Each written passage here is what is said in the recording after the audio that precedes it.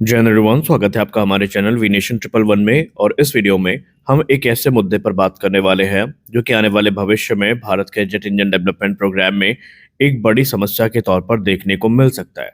आमतौर पर जब भी जेट इंजन डेवलपमेंट की बात होती है तो हम लोग सैफरान के साथ कोलैबोरेशन को लेकर बात करते हैं, F414 के लोकल मैन्युफैक्चरिंग को लेकर बात करते हैं, और कुछ हद तक कावेरी इंजन में क्या सफलता मिली और उसका करंट स्टेटस क्या है उसको लेकर हम बात करते हैं।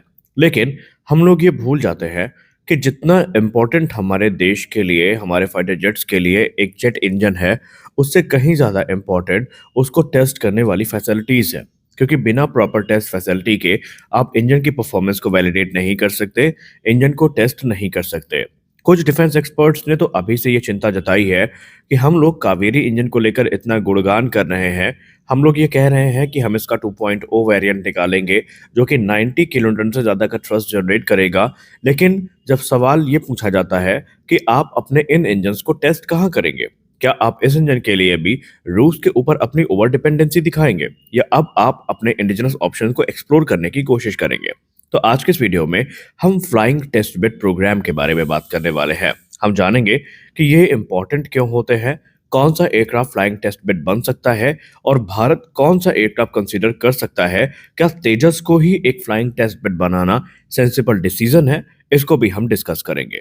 पहले हम बात करेंगे कि फ्लाइंग टेस्ट बेड एयरक्राफ्ट क्या होते हैं और ये क्यों जरूरी होते हैं जेट इंजन प्रोग्राम के लिए। देखिए, पहला बेनिफिट जो इनसे होता है वो है रियल फ्लाइट इन्वायरमेंट का। बेशक एक इंजन टेस्टिंग के दौरान काफ़ी रिगरस ग्राउंड टेस्ट से गुजरता है। इनके लिए विशेष एल्टीट्यूड चैम्बर्स बनाए जाते हैं जहां पर अलग अलग कंडीशंस को रिप्रोड्यूस किया जाता है और उस दौरान जो डेटा है वो प्राप्त किया जाता है। लेकिन हम सब जानते हैं कि एक रियल फ्लाइट टेस्ट ही बहुत सारे फैक्टर्स को एक्सपोज कर सकता है, जैसे कि रियल एरोडायनेमिक एयर फ्लो हो गया, इनलेट डिस्टॉर्शन हो गया, वाइब्रेशन हो गई, ट्रांजिशन थ्रॉटल हो गया, टेम्परेचर प्रेशर चेंजेस हो गए जो कि टेक ऑफ के दौरान फेस करने को मिलते हैं। इसके अलावा क्लाइंब, क्रूज, डिसेंट, लैंडिंग के दौरान क्या परफॉर्मेंस रहती है, ये सब तभी टेस्ट पूरे हो सकते हैं जब ये फ्लाइंग टेस्ट बेड एयरक्राफ्ट से पूरे किए जाएं।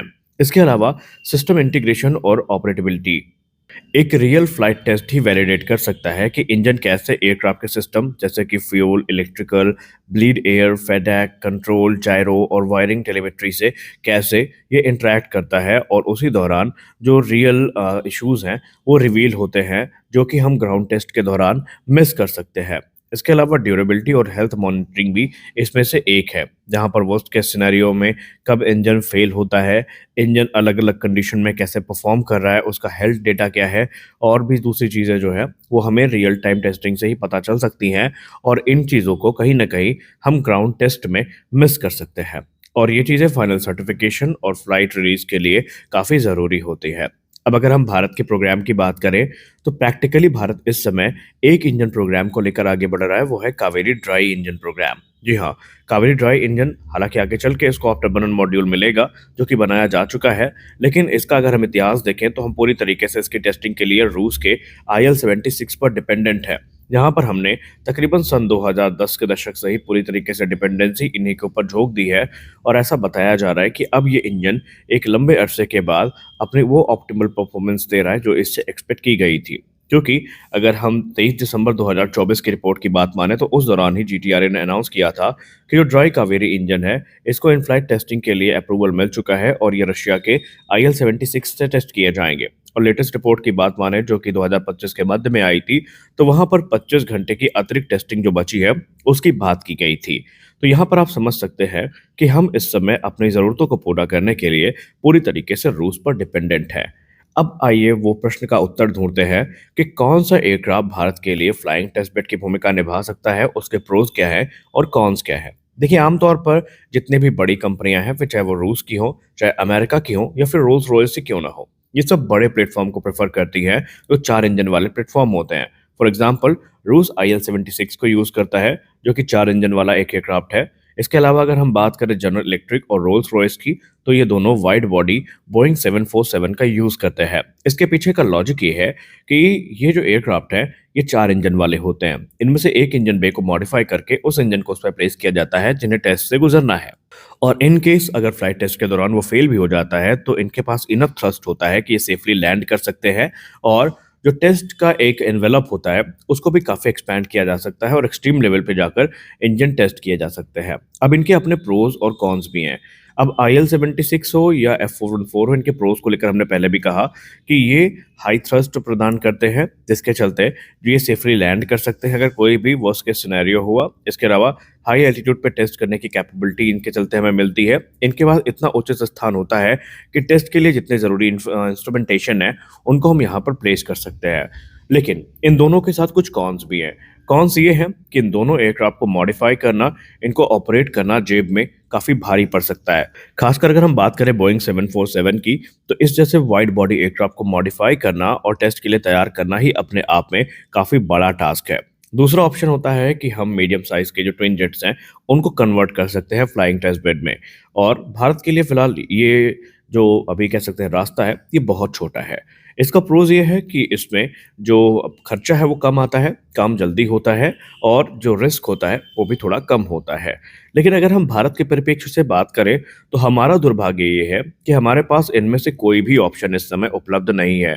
शॉर्ट टर्म में भारत ने 2003 के दशक में एक बार IL-76 को खरीदने की बात करी थी और कहा था कि इसी एयरक्राफ्ट को हम फ्लाइंग टेस्ट बेड के तौर पर यूज़ करेंगे।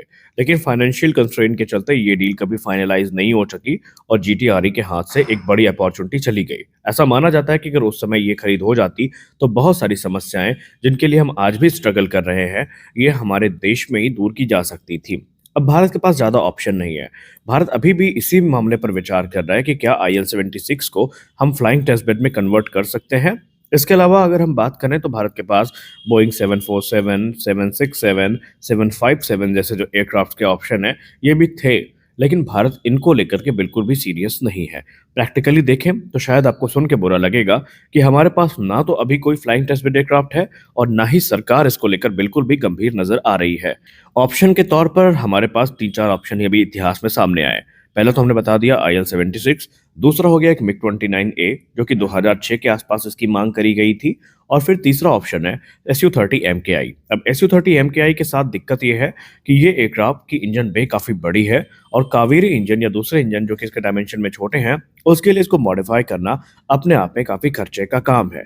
लेकिन कुछ कंसिडरेशन और चेकलिस्ट है जिनको गवर्नमेंट को ध्यान में रखना चाहिए और उसके आधार पर ही वो एयरक्राफ्ट को सिलेक्ट कर सकते हैं।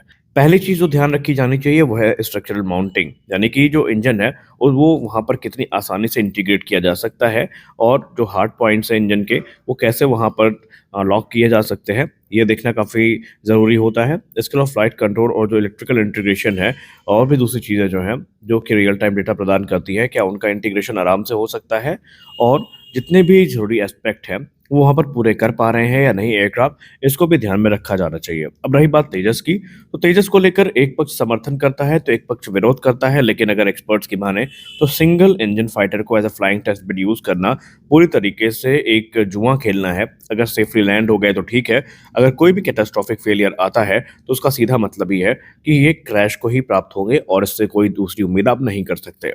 तो देखते हैं कि भारत सरकार इसको लेकर कब जागती है और फ्लाइंग टेस्ट बेड पे हमें क्या निर्णय देखने को मिलता है। इस वीडियो में बस इतना ही, मिलते हैं अगले वीडियो में कुछ अपडेट्स के साथ। तब तक के लिए जय हिंद।